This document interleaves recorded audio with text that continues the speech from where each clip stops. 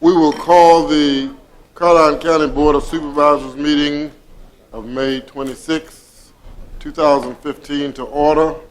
Board members present, Mr. Floyd Thomas representing the Mattapani District, Mr. Jeff Black representing the Western District, Mr. Reggie Underwood representing the Reedy Church District, Mr. Wayne Akers representing the Madison District, Mr. Jeff Seeley representing the Bowling Green District, and I'm Calvin Taylor. I represent the Port Royal District. At this time, we will stand for invocation. Mr. Thomas, would you do the invocation? I'm sorry. Sure. Let us pray. Dear Father God, we come before you this day to first thank you for your many blessings and thank you for your grace. We ask now, Lord, that you be with us. And as you've said, where two or more have gathered in your name, you will be there. We ask that you give us the wisdom, the guidance, the courage, and strength to do what's right for the county, to make decisions, to do what's best. In Jesus' name I pray. Amen. Amen. United States of America, and to the republic for which it stands, one nation, under God, indivisible, with liberty and justice for all.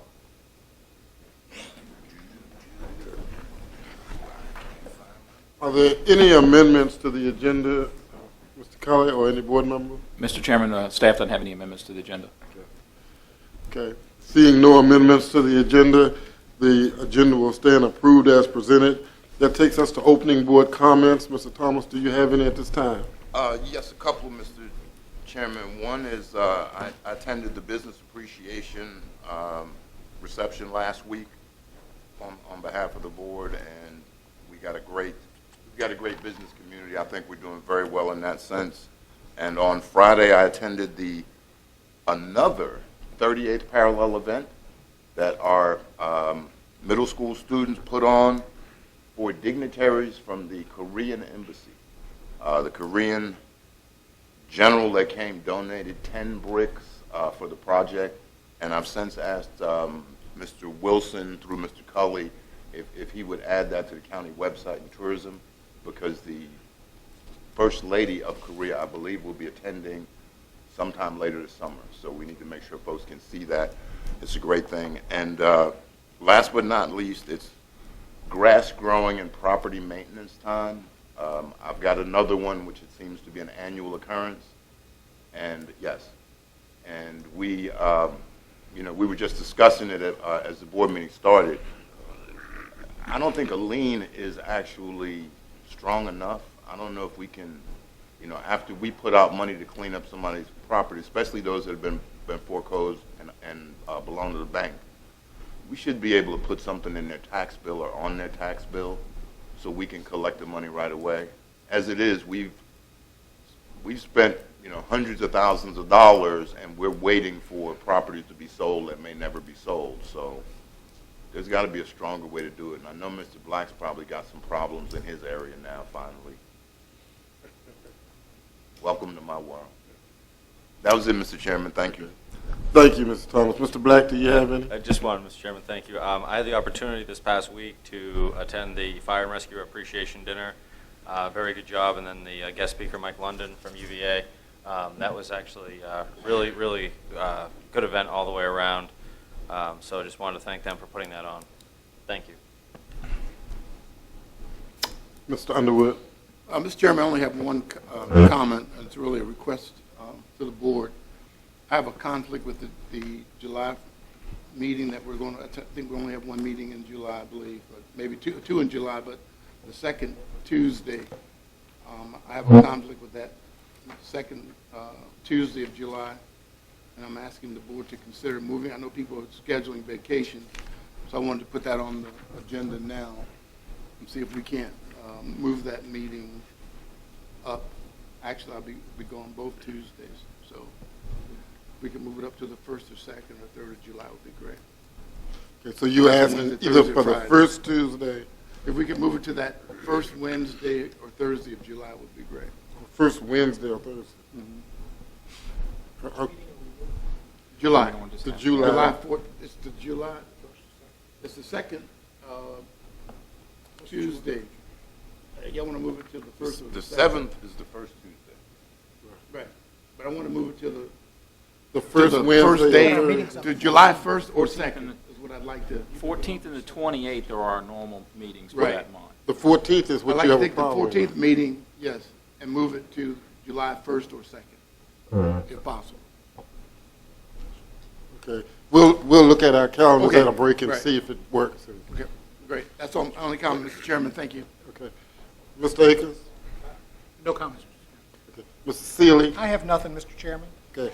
I just have a couple of, I had the opportunity of going to the graduation and would like to wish all of the seniors at Caroline High School the best in their future endeavors. Very nice graduation, and want to say congratulations to them. And also would like to speak about the town of Port Royal.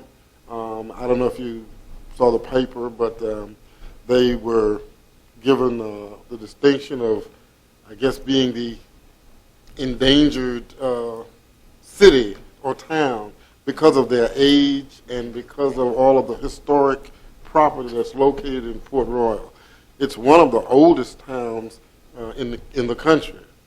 Dates back, obviously, to the 1700s or whatever, and so they have been given that distinction, which means that hopefully they may qualify for some grants. Federal government is very anxious, I guess, to preserve these historic towns and properties, and so that was a good thing, and just wanted to make mention of that. I have no other comments at this time. That takes us to presentations.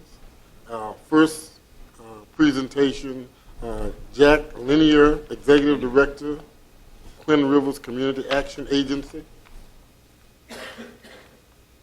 Good evening, sir. Good evening, sir, Mr. Chairman, members of the Board of Supervisors, Mr. Cully and Mr. Parton. I appreciate the opportunity to be here this evening for just a brief presentation to the Board of Supervisors about Quinn Rivers, about who we are and some of the things that we do. I want to thank Mr. Cully and Mr. Parton for making this opportunity available to us. I have with me my colleague, Mr. Rayford Harris, who I'd like to ask to stand and be recognized. He's our Chief Financial Officer, who I call out of retirement. He was having too much fun on the golf course, but he's come back to help us at Quinn Rivers with some of our relationships and activities. I promised Mr. Cully and Mr. Parton that I would be brief and try to be focused and not take up too much of your time, but I would like to share with you a little bit about Quinn Rivers as a Virginia-based nonprofit community action agency that provides leadership and support to the well-being of residents who are at the poverty level. We serve 10 contiguous counties, actually 9, including Caroline County residents, as well as the city of Fredericksburg.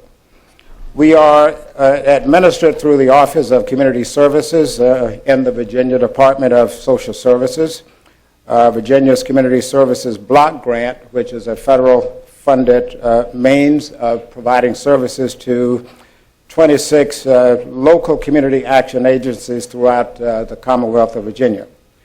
Virginia's community action agencies have provided essential services to low-income and people at the poverty level for almost half a century. The programs grew out of the war on poverty in the mid-1960s, with supplemental funding provided by the Virginia General Assembly appropriations of general funds. We don't get all of our funding through the Community Services Block Grant, nor from the General Assembly. We are supplemented by some of the counties where we have, as I would say, a footprint to provide essential services to those who are at the margin and those who are considered to be poor. The Virginia Community Action Partnership, which is a membership organization, works closely with the Virginia Office of Volunteer Services to fight poverty. And this is really the heart of our programs and why we really exist, to deal with those who are at the margin. So I'd like to share with you very briefly some of the constituents and residents in our service area, those who benefit from the services provided by Twin Rivers. Over the course of a lifetime, poverty strikes a surprisingly high proportion of Americans, regardless of illness, disability, unemployment, and justice systems matters, whether it includes family breakups or other means that contribute to the impoverishment of families. Let me share with you some statistics compiled by the Community Service Block Grant funding over the last couple of years. And these statistics come out of a survey based on the plight of 125,000 Virginians who are at the categories as we define as poverty. They are poor or near poor with household income of less than 1.5% of the poverty level. They are working families with more than 1/3 or about 38% of those working families of that 125. They are typically families headed by a single parent, about 42% are counted in that number. 2/5, or about 40% of these participants are children, and these are the most vulnerable in our society. About 12% of that 125 needy individuals were over 55 years of age and older. So senior citizens are impacted significantly at the poverty level. Many of them are lacking health insurance, about 48%. And as all of you are aware, as we are aware, we do not have participation in the Commonwealth through the Affordable Care Act. About 5% of this number are homeless, and that's one of the services that Twin Rivers has provided over the years, and we continue to expand those services to homeless populations. The demographics touch almost all categories of our society. About 47% of these were Caucasian. About 43% were African Americans. About 5% were Hispanic or Latinos. Now, let me just share with you some specific statistics that are unique to Caroline County. And these statistics come directly from the U.S. Census Bureau. Your county of about just under 30,000 population. The number of people, all ages, living in poverty in the locality, just over 4,000. The percent of people, all ages, living in poverty in the locality accounts for about 14% of that number. The number of children, those under the age of 18 years of age, living in poverty accounts for about 1,400 of that number. And about 21% are children living in poverty in the locality who are under the age of 18. So let me share with you briefly some of the programs that we have at Twin Rivers that are designed to assist families at the poverty level or low income. We have a program called Healthy Families, which is a nationally recognized evidence-based home visiting model program designed to work closely with overburdened families who are at risk of adverse childhood experiences, including child malnutrition. We have a program called Project Hope, a critically important program to assist survivors of domestic violence and sexual assault and their families. Assistance include individual and group counseling for adults and children who are receiving court advocacy, emergency, and financial services who are at crisis as a result of domestic violence.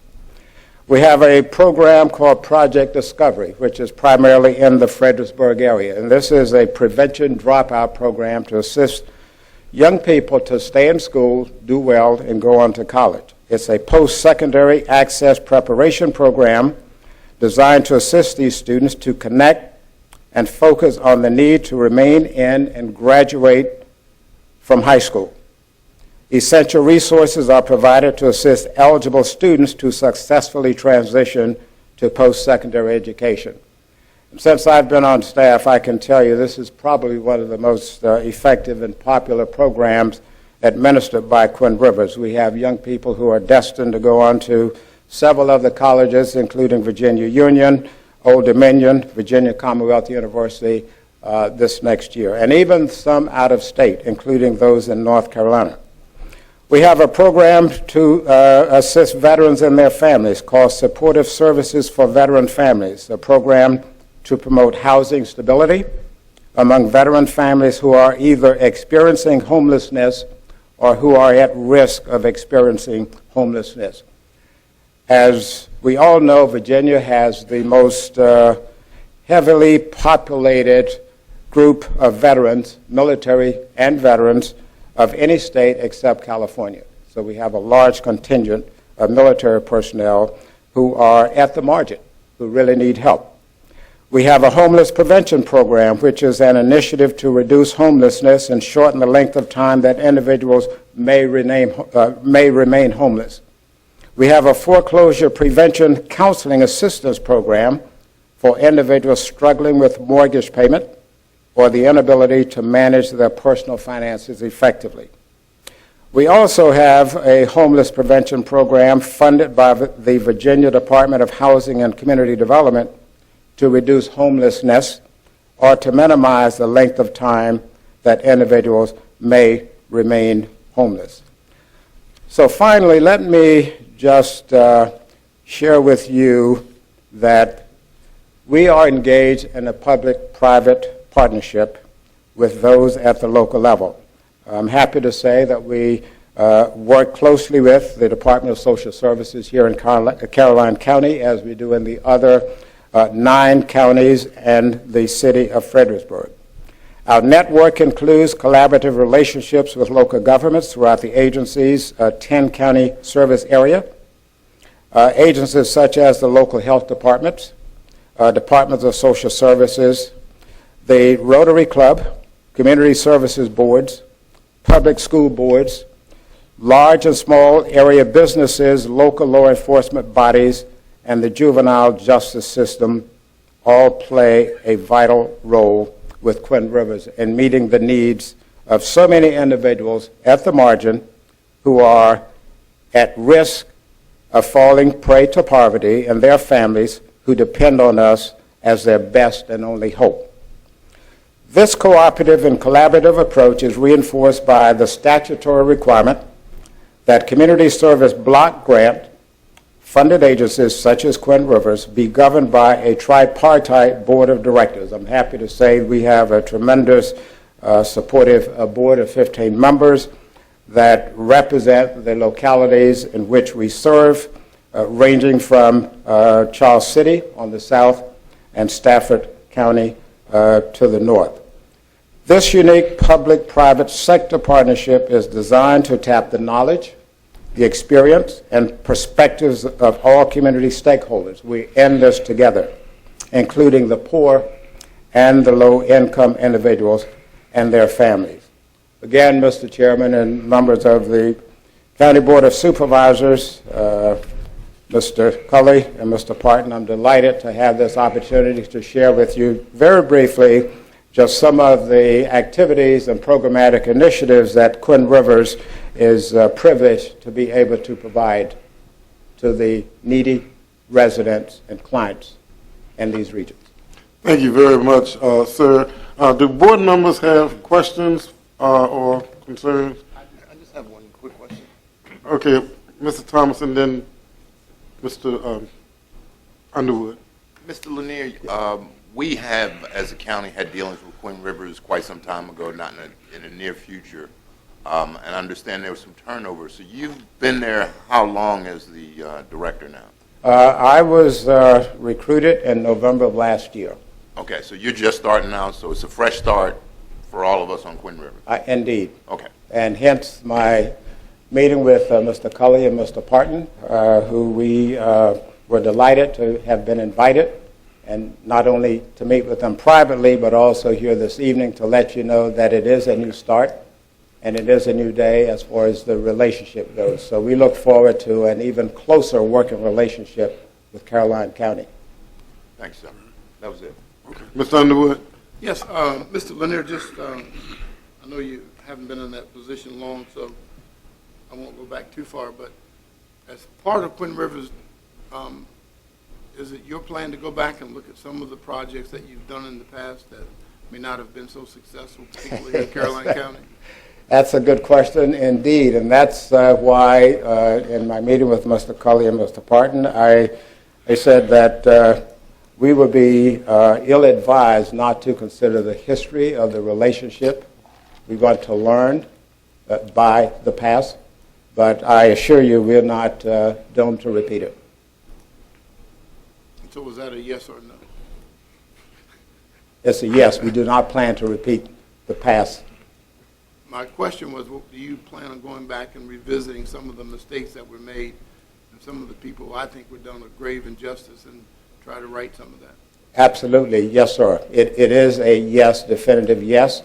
We've already started revisiting some of those ill-advised poor outcomes, and we plan to make amends and certainly right the ship.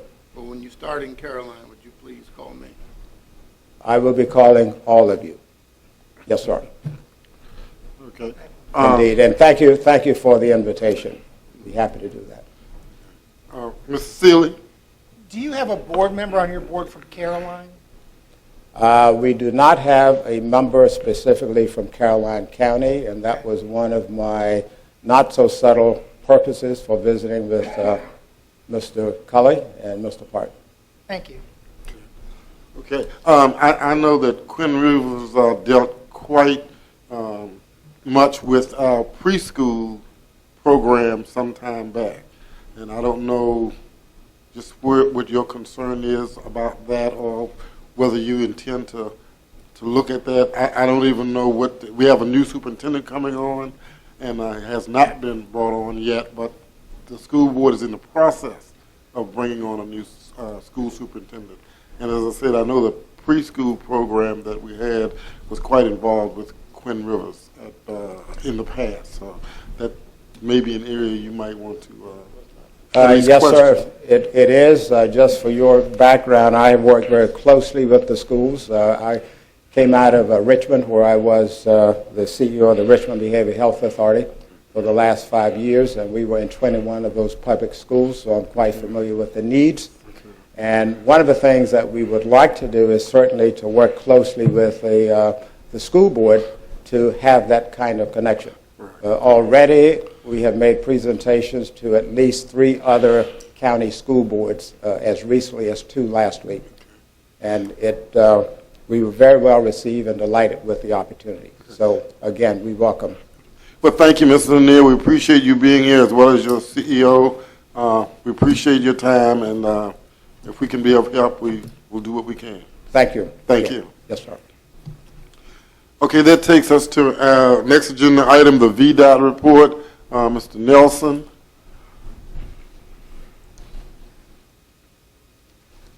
Good evening, members of the board. I'm here to provide you your May update. First, I'll go over some of the construction projects. The town of Bowling Green, we had replaced the ADA ramps in the town of Bowling Green because we had some upcoming paving going on. We found some issues, and we're coordinating some of those issues with the curb ramps right now.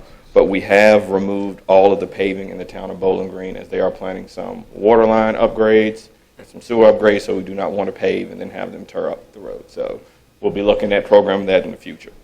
We also have some resurfacing work on Route 30 from the Hanover County line to Signboard Road, on Route 301 from Hanover County line to Route 30, and on Route 17 from the Spotsy line to Mount Creek Bridge.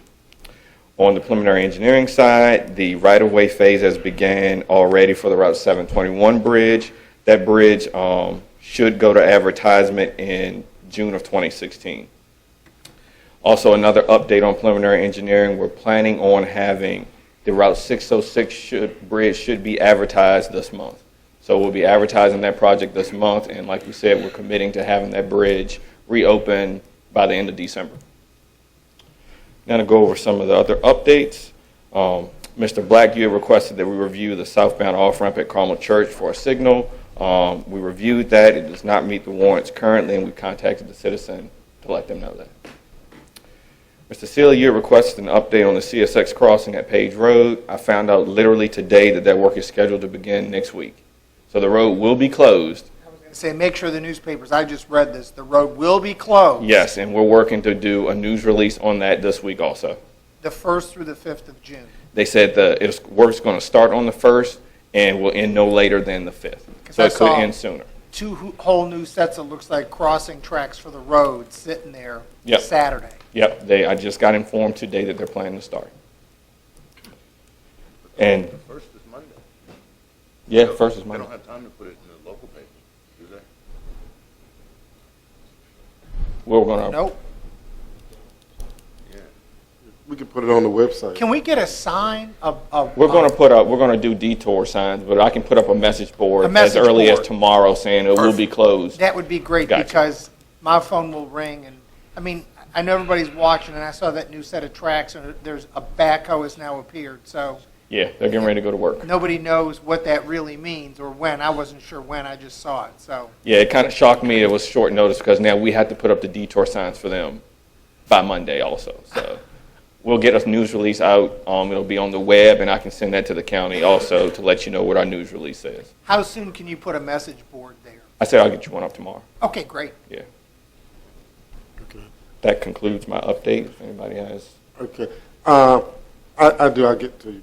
I have one. On 606 with the closing of the bridge, and thank you so much for your efforts in trying to deal with that efficiently, and we do appreciate it. The one concern that I have is there is no sign that lets motorists know that the bridge is closed until you get to the Roselle store area. We have a lot of traffic coming in off of Route 2, Okay. and they don't realize that that bridge is closed. They do once they get to the Roselle store area, but they've already gone several miles. I don't know if it would be, I can look to see if we can put some kind of additional signage up. yeah, to let people know. Okay. The other thing is we talked about Stonewall Lane and trying to see if we can get it into, For the rural edition? yeah, for the rural edition. And I understand the board has to do that. Yes. But I have, the right-of-way is done Okay.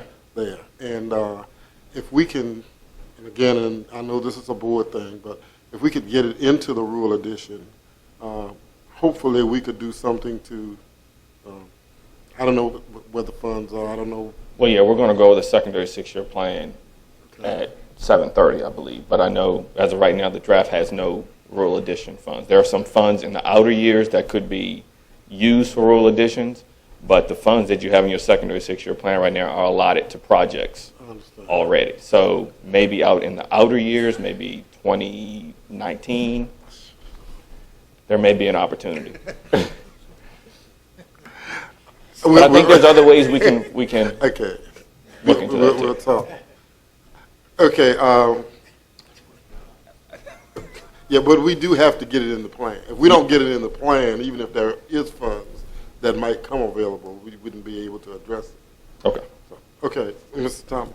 Thank you, Mr. Chairman. And we do have quite a few in the plan already, right, Mr. Nelson? As far as rural additions? Yeah. Not that I'm aware of. Okay, I think we gave you a couple, but, all right, that's fine.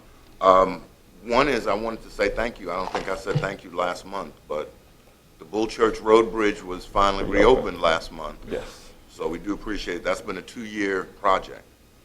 So I do appreciate it. We're not going to do 2 years when we do Milford, but I do appreciate that.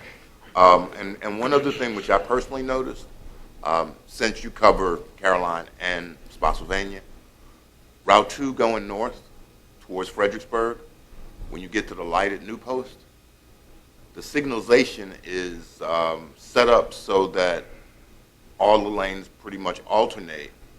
But when I went up there yesterday, during the midst of traffic, I was actually stopped for the light way back at where the wildlife thing starts, which is past the driving range. Yeah, and I've had an issue with that one time before, and we had an issue with the signal detection. So I will get with our signals people because that should not occur.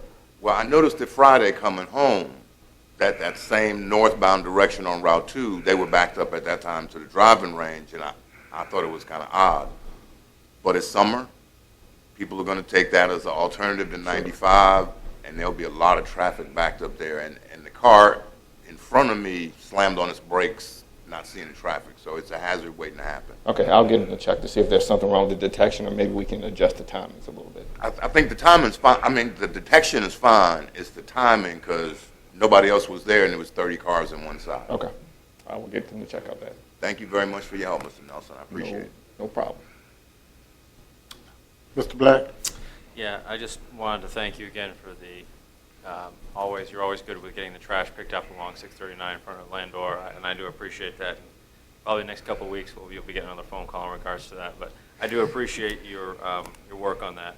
I do have a question. Did the lake contact you as far as the Adopt a Highway? No, I have not gotten contact from anybody. I asked my Adopt a Highway coordinator this morning if she had gotten contact, and she said no. Can you send me those rules? Yeah. Do you mind resending? You may have sent them to me already, the attached rules on what exactly the program entails. I can do that. Yeah, because I'm going to be meeting with them tomorrow. The only other thing that I have request is the intersection of Route 1 and 639. Mm-hmm. I know there's a CVS going up in that area right now, but the grass is getting, it looks kind of unsightly. The grass in that area, again, is getting tall, and I know, so if you could. Yeah, we had our main focus was up until Memorial Day was to cut all the primary roads, so Right. now we'll look at the secondaries, and I'll get with my guys on that. Okay, thank you. Other, Mr. Akers? Mr. Seeley? My famous question, 721 bridge in front of the fire station. Any chance to get that on any list? As of right now, it's not on a list. I will talk to our bridge engineer Okay. to see if there's a way that we can get it on the state forces reconstruction plan, if it warrants. I understand. I know we haven't looked lately, but everybody down there seems to be most concerned about it, and it's the number one question I get. So Okay, I said I would bring it up. we'll do. But thanks for everything else, Mr. Nelson, and thanks for so 2017 till we go to 2016. 2016 to To bid. go to ad, yeah. To go to ad on 721. So we're starting the right-of-way phase now. The construction project will go to advertisement in 2016, and then it will probably take anywhere from a year to 18 months for construction to be complete. Okay. I said I would ask. Thank you, sir. Uh-huh. Okay. Thank you, Mr. Nelson. And you will be around for the Yes, 6 I'll years. be back. If you find any rural addition money by then, you know. Will do. Thank you. Okay, that takes us to the consent agenda.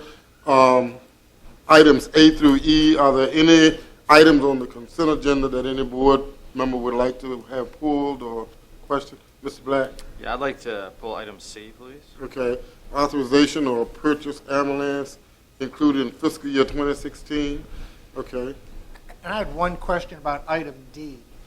okay, approval of purchase, proposed purchase agreement between Caroline County. You want to go ahead and ask that? Well, Well, okay, did you want to do it now or? Well, I can wait, whenever. Okay, all right. do Go you ahead, want to Mr. do the rest of these first? Well, I mean, if you just had one question and it wasn't going to be a I guess my discussion. is this an annual contract? That's all it is an It's a annual? one-year contract. Okay, Right. that was my only question. Okay, all right, then do I hear approval for A? Taylor, I just Oh. have one question myself, Oh, just so okay. that way. Go ahead, Mr. Chief Black. Loftus, in reading about the ambulance, you said the mandate on that system does not kick in until July 1st. That's correct. There's no chance that's going to be grandfathered in for the life of it, right? There's no chance that they can come back and say you need to retrofit that? That's correct. Okay, that's all I needed to know. That's Thank all you had? Yep. Okay, we can entertain a motion to approve the consent agenda items A through E as presented. So moved, Mr. Chairman. Second. All right, it's been moved and properly second that we approve the consent agenda as presented, items A through E. All in favor, let it be known by saying aye. Aye. All opposed, motion carries. Is there an agenda item that we can?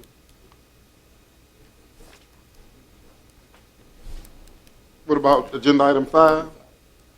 Okay, continue discussion of proposed amendment, article, section 9223-23-1, Code of Caroline County, availability connection fees for the Dawn Decentralized Wastewater Treatment System. Okay, is that, Mr. Shebel.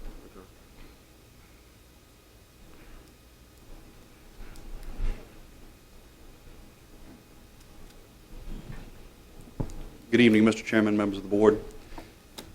This agenda item was brought up due to the public comment at the last meeting with a business owner requesting a way to help finance the availability and connection fees for his facility. In looking at that, the actual cost for the connection is what it actually costs Caroline County to do that.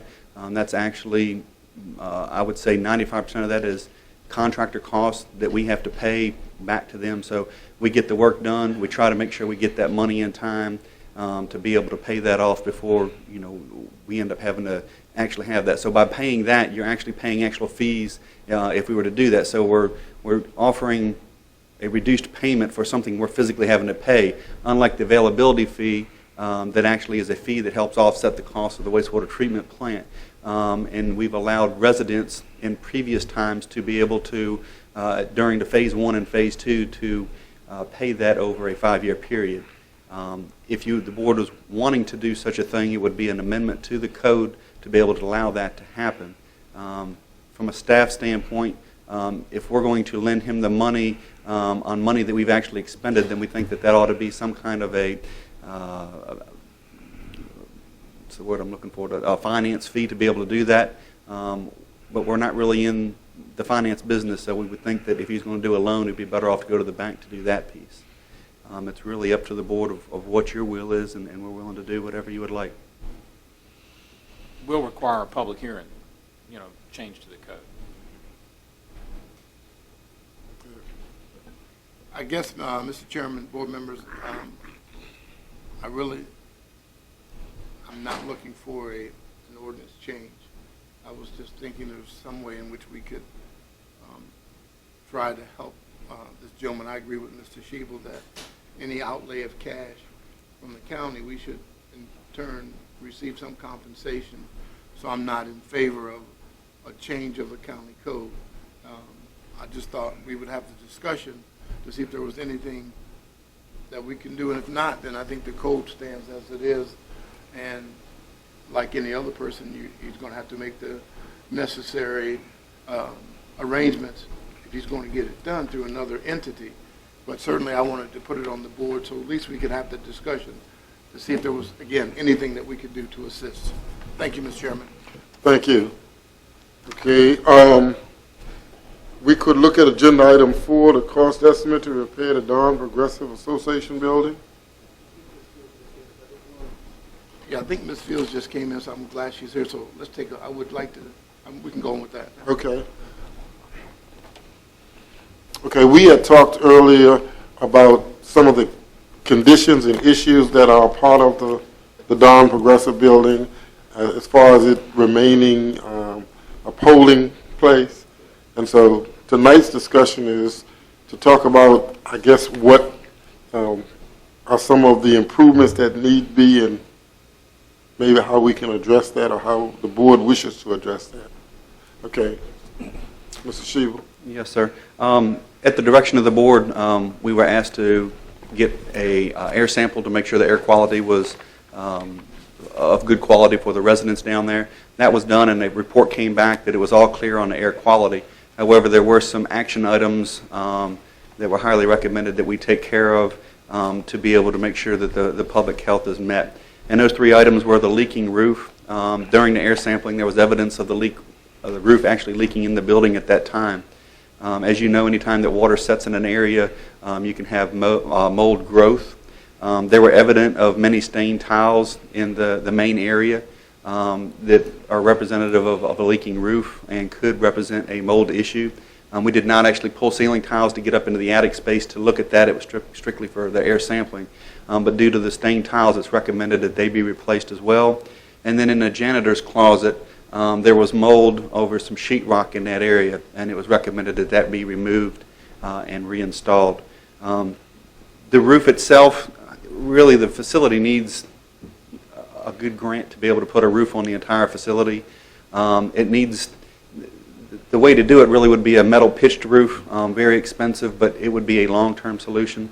The second option is a membrane roof where they actually would strip what's already there, overlay it with a rubber membrane that would then facilitate a long use of that facility, 30-plus years.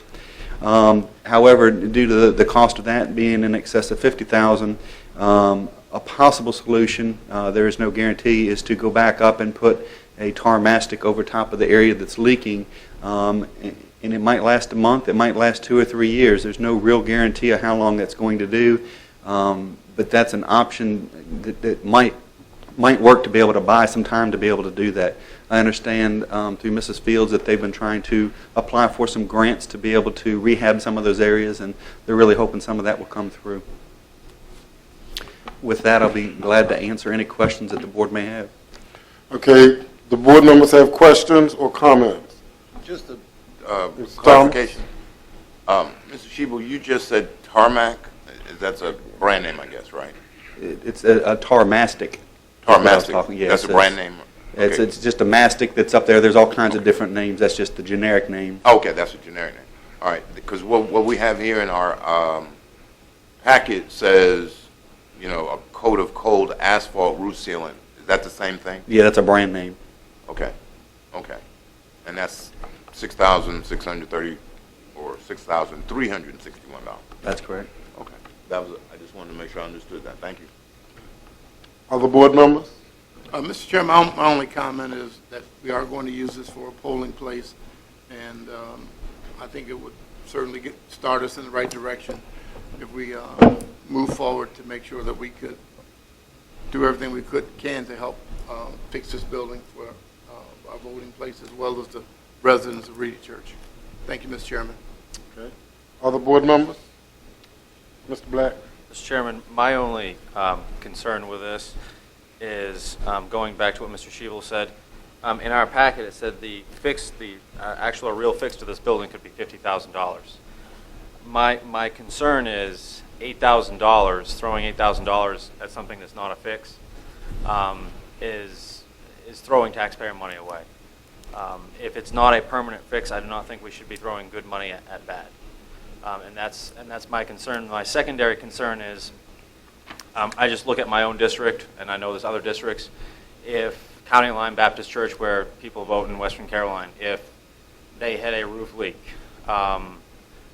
you know, or something to that effect, I'll be honest with you, I would have a hard time asking people for taxpayer money to fix that.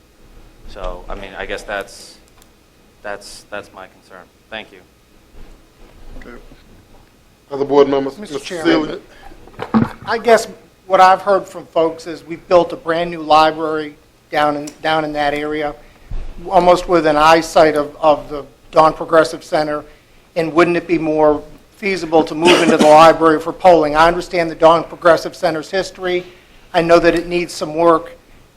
I'm concerned that the $8,000 isn't going to fix it, and I hope they get grants, but I'd just like to see us, if we can't move polling this year, move it next year. But I think the move to the library, it's brand new, it's $1 million structure. It was, the reason it got built was the Dawn Progressive Center was no longer feasible for the library. So I would just like to see us move. Thank you, Mr. Chairman. That's not true. The library had nothing to do with being moved from the Dawn Progressive Center. That was a separate issue within the district. The question is, you can sit up here and talk about rebuilding a baseball shelter, and you can't talk about building something for the residents of the county. I absolutely disagree. I absolutely disagree. Sure. Is it a fix? It's a temporary fix. There are other issues that need to be done, but you have to take steps. If I had asked you to, sure, if you want to vote tonight to redo the whole roof and say we'll do $50,000, I'm happy with that. You want a permanent fix and you're willing to make that move, then let's do it right now. We can amend this and I'll say, hey, give me the $50,000 and we'll fix the whole building, the whole roof.